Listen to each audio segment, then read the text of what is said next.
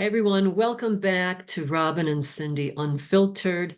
I'm Cindy Galvin. I'm a coach, a hypnotherapist, the author of More to Give, Stepping into Your New Life at Any Age. And I do a lot of talks around mindset and neuroscience. And I'm here with my friend Robyn. Well, I'm going to turn over to you now. Hello, everyone. I'm Robyn Spence. I'm a coach and a therapist and the founder of the Boundary Club. I talk about all things to do with boundaries.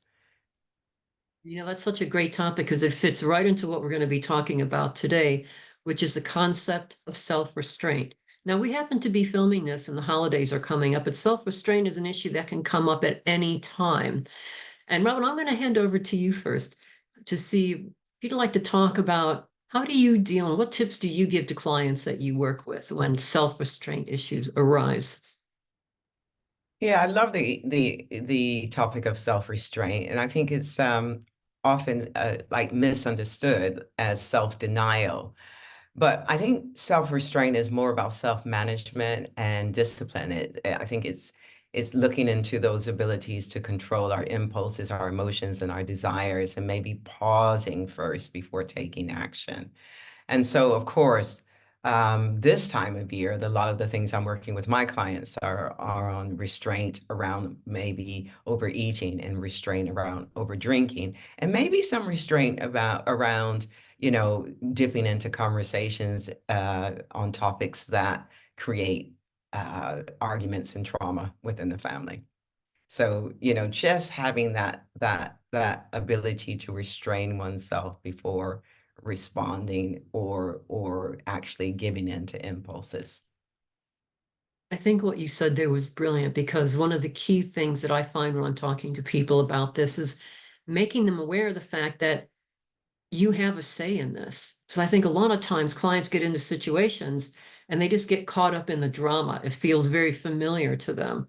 And it's almost as if they're watching themselves in a play and they're just going along with this without recognizing that, no, you can say no to use, they can put the boundaries in that you talk about.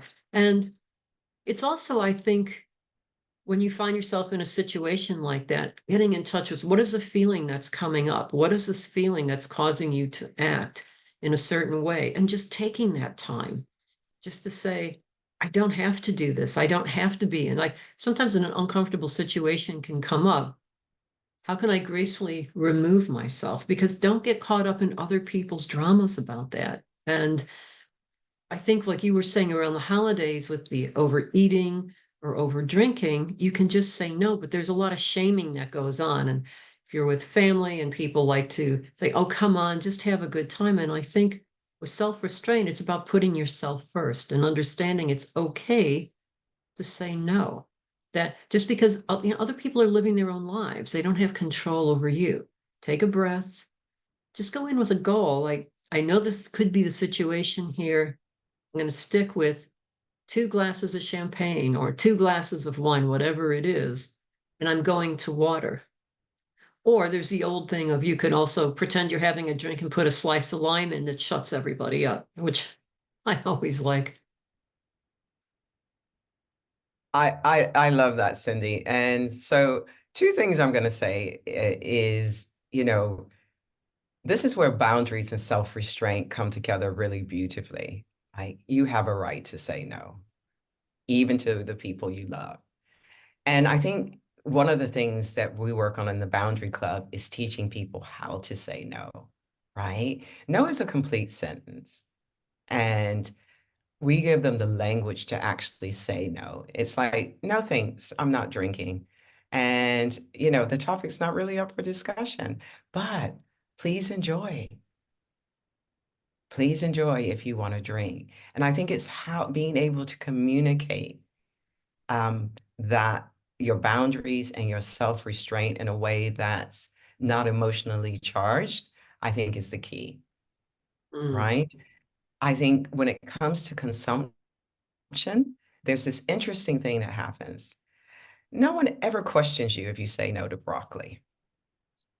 I've never heard anybody say, why not? Sparkling water, no, thank you. I've never heard anybody say, why not? But there's something about cake. There's something about indulgence. And there's something about champagne that makes people ask you why you're not participating. And they're wanting to know why is more about them than it is about you, Mm. right? So I think when you set a boundary that, like, I'm going to have only 2 glasses of champagne, having the language in which to refuse or to say no is really important. And practice that before you get there. And allow yourself to be in that uncomfortable space of someone kind of pushing back on your boundary. Because they are. Yeah. Because everyone wants everybody to indulge together. And it's just really interesting, like watching the pushback. So that's where having the self-restraint to let someone push back and sticking with your boundary becomes really important. That is so true. And I was thinking as you were talking there that often people are just, when they want you to get involved with things, it's about making them feel good because they're doing this. So in essence, they're asking you to validate them and what's on their agenda. And while we often want to do that, and it's not bad to want to be with friends or with family and to help them feel good and want to feel good, but not at the cost of what you want to do. And that, like you're saying, it's okay. And the broccoli, I now have broccoli in my mind. I will not get this out of my mind the rest of the time that we're talking. But it's so true because things like food and drink are quite personal to people. It's almost as if they take an affront. What do you mean you're not going to have a drink? Because then they might have to question themselves and they might go to a place of, is there something wrong with me? Maybe I shouldn't be drinking. But that's all their stuff. And this is why anyone that's in a situation like that has to recognize you're not responsible for how they're taking it. You're not responsible for the thoughts that they're having or the feelings or how they want to live their life. The only thing that you're responsible for is how you're reacting and how you want to show up in what you're doing. And like you're saying, it's feeling comfortable to say no and then change the topic. Get them onto something else. No, I'm not going to have that. But wow, that food that you've got's absolutely great. Or hey, how's your friend Sally doing? So a little diversion is probably a good thing. Get them off track onto something else because at the end of the day, everyone has the right to do what they want to do with their life, as long as you're not hurting anyone, you're being kind, all those things. But generally speaking, if you're going in or someone has a nice steaming bowl of mashed potatoes with butter, maybe there's some chives in there. Say, I'm going to mashed potatoes and not the broccoli. And if that's something that you don't want to have because you're trying to stay a little more respectful about maybe your weight or something like that, it's okay. Maybe you just take a little bit. And guess what? Even then, you don't have to eat it. Just give yourself that boundary, like you say. Just say no. And I'm a firm believer, I'm beaming here because I loved everything that you were saying. But I also want to add that I don't think you have to take a little bit. I think you just have to be firm in your boundary. Because when we lie about why we're doing things, and people try to help us. So just be clear with people. And sometimes it's great to do it ahead of time. It's like, Auntie, I'm coming to your house, but I will not be eating your delicious mashed potatoes with butter. And it's just not up for discussion.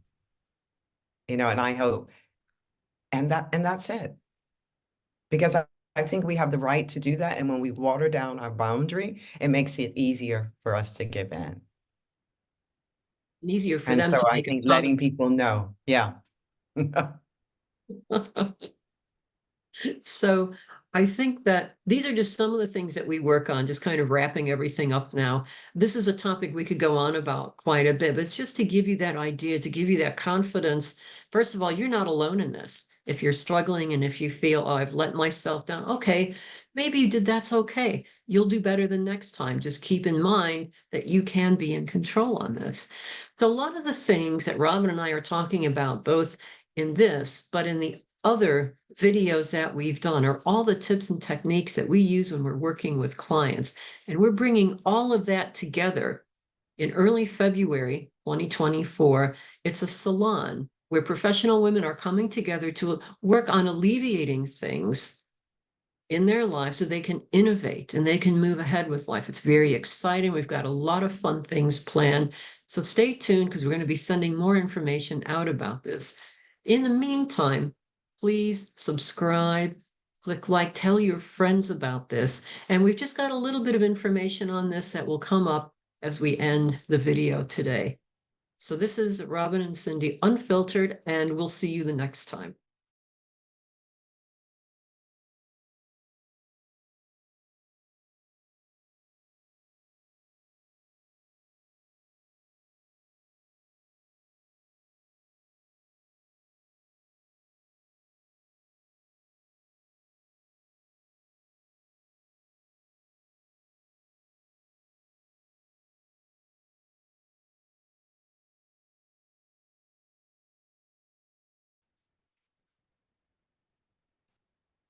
Okay, so